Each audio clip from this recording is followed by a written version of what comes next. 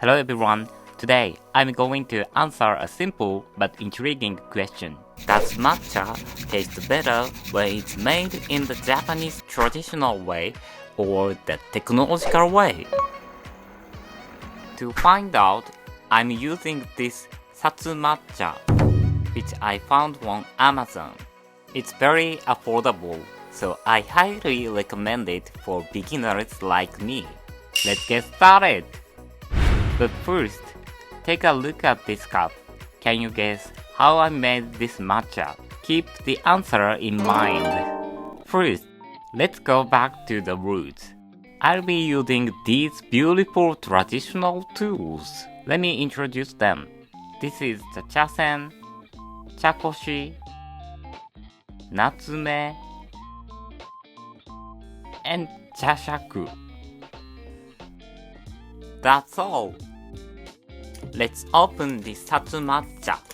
It comes in the beautiful, airtight bag to keep it fresh. Look at this vibrant green color. You can already smell the rich, earthy aroma of high-quality tea leaves. I'll use the chashaku, the bamboo scoop, to take about 2 scoops of matcha. I'm placing it into the chakoshi. This step is crucial for a smooth texture. This breaks up any clumps. Next, I'm adding some hot water. Not boiling water though. Around 80 degrees Celsius is ideal to bring out the sweetness. And now, this is the highlight. Whisking with the chasen. Use your wrist and whisk in a W motion as fast as you can. The sound of whisking, the aroma, is like a Zen ritual. Look at these tiny, creamy bubbles forming on the surface. This is what we call the flower of tea. The form is delicate and the aroma is incredibly peaceful. It's tasty and smooth. You can really taste the umami. The bitterness is very mild, followed by a sweet aftertaste. Next up, the technological way.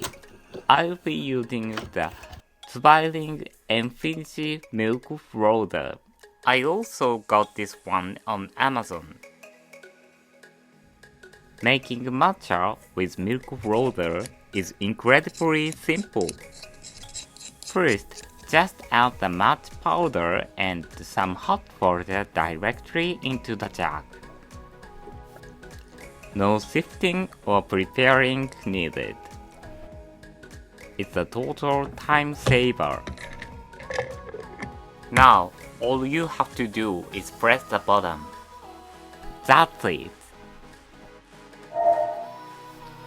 Now, we just wait for 3 minutes. The machine does all the hard work for you. While it's spinning, you can just relax.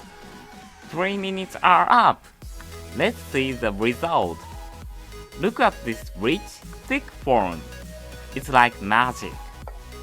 Wow, the foam from the frother is so thick and consistent. It looks like a matcha latte from a high-end cafe.